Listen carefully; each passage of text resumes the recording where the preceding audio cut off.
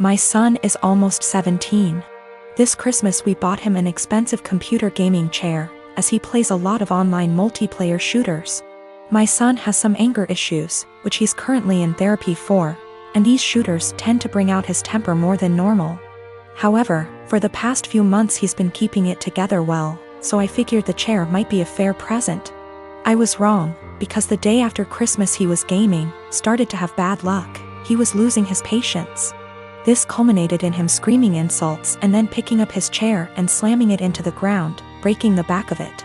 After talking him down, we had a very serious conversation about him no longer being allowed to play multiplayer games while under my roof until his therapist feels comfortable with his progress, talked about coping mechanisms, etc. However, I made it very clear this was unacceptable and he would be grounded. We've had these heart-to-hearts many times, so it's not like every time he has an outburst I'm making light of it. It's a serious issue and treated like such. However, when he came to me later that day and told me he'd like me to replace the chair because it was a gift, he really liked it and it would only be fair, the frustration, disbelief and disappointment in his behavior boiled over and I started laughing hysterically. As in a full laughing fit, barely able to breathe or talk. The more he'd plead his case, the harder I'd laugh. Repeatedly asking him how it was fair in his mind to have me replace a gift I paid for that he broke in anger. This obviously pissed him off more, which led to him getting emotional, but I just couldn't seem to stop myself. I tried walking out of the room and asking him to drop it, but every time he'd say, "But I need a chair."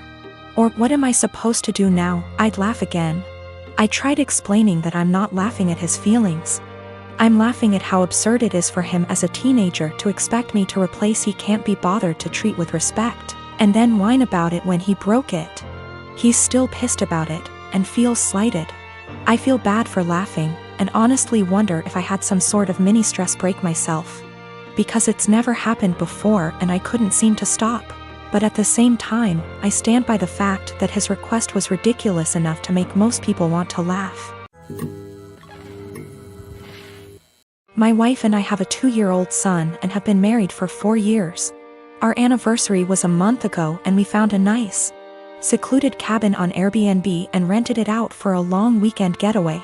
My wife asked her parents if they would be willing to watch our son and they agreed as long as we dropped him off at their house. That worked for us since it was on our way anyway. I was raised Lutheran and my wife was raised Catholic, but neither of us currently go to church and have not had our son baptized. My mother-in-law knows this and hates it. She thinks our son needs to be baptized or he will burn in hell. She's that kind of Catholic. So we go on our trip and when we pick up our son and ask how the weekend went, mother-in-law says everything went fine and that she has saved my son's soul from the devil. I ask her what she meant and she says she had our son baptized that morning at her church. I tried my best to keep my cool so I didn't scream at mother-in-law in front of my son. But I pretty much grabbed my son and left. On the car ride home I was fuming and told my wife as calmly as I could that this would be the last time her parents have our son unsupervised. She tried to downplay what her mom had done, but I told her we need to wait until we get home to talk about it because I'm not fighting in front of my kid. When we got home and had a chance to talk about it, things got heated. I told my wife I no longer trust her parents with our son and that if they did something like this behind our backs I can't trust them to respect our wishes as parents in the future. I said this was a huge breach of trust and I will forever look at her mom differently. She continued to try to defend her mom, saying that she was only doing what she thought was best for her grandson. She even downplayed it by saying that it's just a little water and a few words and we don't go to church anyway, so what does it matter?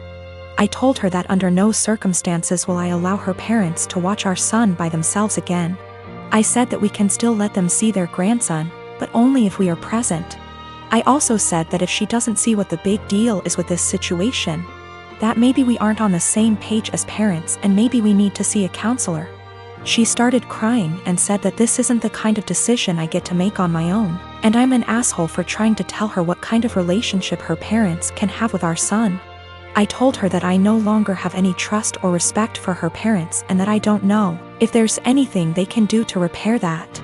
I told her what her parents did was unforgivable in my eyes and they put themselves in this position to lose privileges with our son. She's been trying to convince me to change my mind for the last month, but I'm not budging.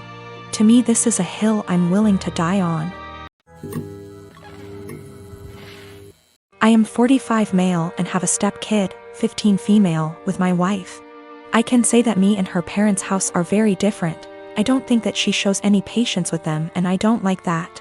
For some reason that I do not know, whenever she wants to punish her, she will make it seem like she is going out to do something or save the punishment for when she leaves for work, so it's my responsibility to punish her. I really don't like the idea of punishing kids that aren't mine. Don't get me wrong, I've been in her life since she was 4 and I love her to death. But it doesn't change the fact that they aren't my kids, and it seems like a major out-of-bounds thing to do. Again, I'm really not comfortable with doing that. She is a good kid and is really responsible, but I feel like my wife's parenting has made her feel like she has to be perfect, or else she will get punished. I've never actually punished her. Like I said, she's a really good kid, and no circumstances did I ever see that a punishment was necessary. For some context, my wife's punishment is taking away all of her belongings. I mean everything, like she'll close all apps on her phone. Can't watch TV, can't go out after school, can't call friends. And all this because she got a C on a test, she put an assignment in late, etc. I really hate this. Being so hard on her isn't reasonable. She rarely ever does anything wrong. I mean, last year she probably had 2 assignments turned in late throughout the whole year. These things don't need such harsh punishments, they just need to be left off with a warning. And when she tells me to punish her, that's all I do. I give her a warning, and she does just fine after that. I think a warning is even a stretch. Accidents happen, and overworking a kid isn't going to end well. I just tell her that if she needs help with school, I'd be happy to help so these don't happen. She's come to me a few times for it, but other than that, she's smart, and most of these were just her being overworked with school. My wife never caught on to this until the other day when I was talking to her about her school, because her mom said she got a report from her teacher that she wasn't focusing. Again, I didn't punish her, I just asked why she wasn't, and she said she was just tired from school and sports. I said that's fine, and if it's too much she doesn't have to go to sports this week because it's not like it mandatory. My wife overheard because she came back inside when she forgot something. She was mad at me, saying that it doesn't teach them a valuable lesson. I said it's been working just fine and she's too hard on her. She did the whole "I'm just a stepdad" said her way is torturing her kid. She's not focusing in class because she's trying to please everyone and get an A. So she'll stay up all night and overwork herself to do so, but then she's to blame when that didn't go right. She's not speaking to me now. Me and my girlfriend have never fought, we get along fine. We have been living together for 9 years now, and have been dating for 12 years. We have a healthy sex life, we both have decent jobs that bring in decent money. In the past we talked about marriage a lot and would often joke about what our wedding would be like. Yes, I know how stupidly lame this sounds, however we always agreed we needed to settle down first. We bought a house about 1.5 years ago, and were finally able to settle down. Our work schedules normalized, we were able to remove a huge waste of time from commuting, and we were finally able to take various activities after work, e.g., dancing classes, cooking classes, etc. We were able to finally settle down. Finally, we decided to take a week off and unplug on the week of 12-year anniversary. She wanted to go camping and hiking, and do the things we used to do when we were first dating. Unbeknownst to her, I secretly decided to pick the exact same area where we met to do our hiking / camping trip. 2 weeks ago, as we are leaving, she realizes where we are going and becomes ecstatic, and gushes about how romantic I am. More or less everything seems perfect. We do our hike, and we unpack, set up, and by sundown everything feels perfect. So I decided to pop the question. This is where everything kind of falls apart. I ask her, and she just says no. We literally went from "I love yous" to the single most awkward silence I have ever had in my life in the time span of about a minute. We sat there kind of not saying anything before she says she is tired and goes to bed. She basically proceeds to cry herself to sleep while I sat there doing nothing. I basically didn't sleep, and the next morning, she says she wants to go home. So we pack up and have a really awkward 3-hour hike back to our car.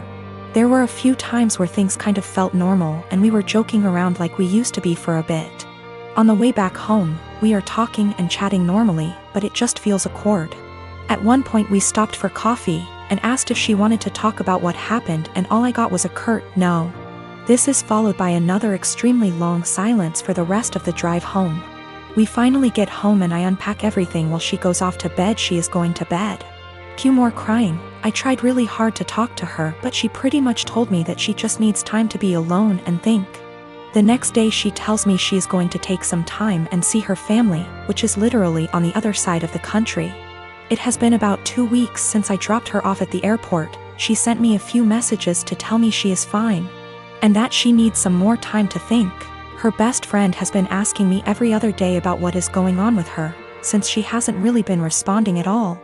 I know she is okay, though, due to her posting some pictures of her and her family on Instagram. But it just feels really weird. I am an absolute giant mess. I just don't quite understand what is going on. None of my friends have really offered me anything of value. I just feel if I didn't ask the question, everything would be absolutely fine, and I don't really understand what is going on.